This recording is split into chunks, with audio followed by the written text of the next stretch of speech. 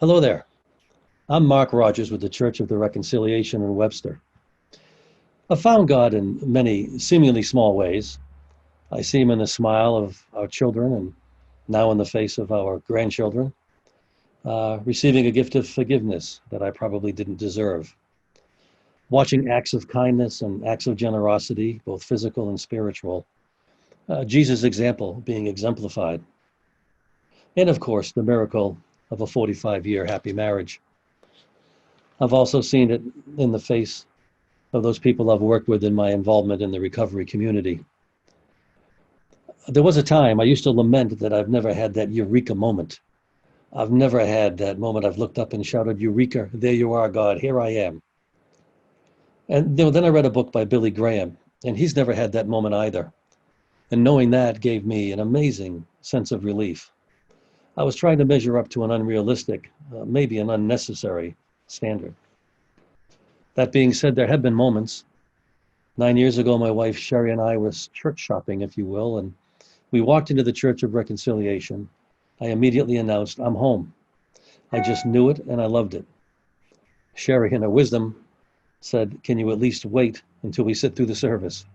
Well, we did sit through the service, and 9 years later, we're still here.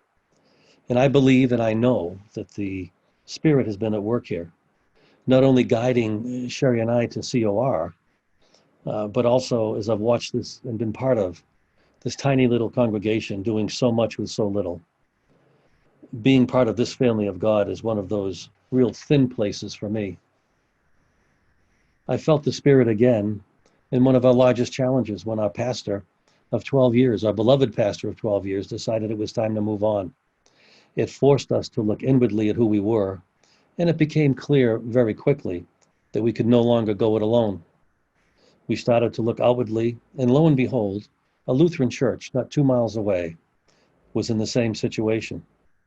And in just 7 months, these two congregations working together with open minds and open hearts and with the Spirit, and not a little help from both the diocese and the synod, have formed a partnership and already called a priest. I was fortunate enough to join Bishop Fisher and Canon Rich Simpson on a trip to the Holy Land. It was a wonderful spiritual experience.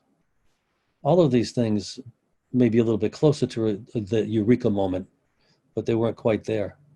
And on reflection, all these smaller moments, God's whispers, if you will, have served to render my heart open to his presence. There's always questions. I'll still struggle with the question of why do good things happen to bad people? What do bad things happen to good people?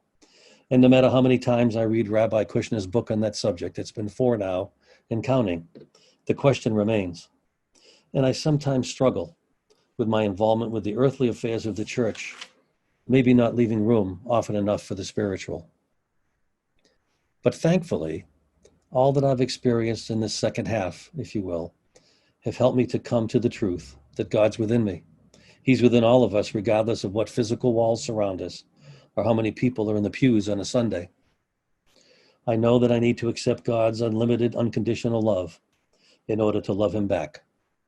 All the questions as well are still there.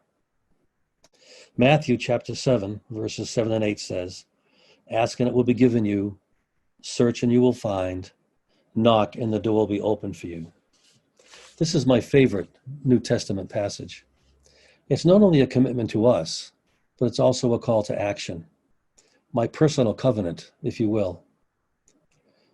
Nowhere does Jesus tell us to stop asking, knocking, or searching, so I won't.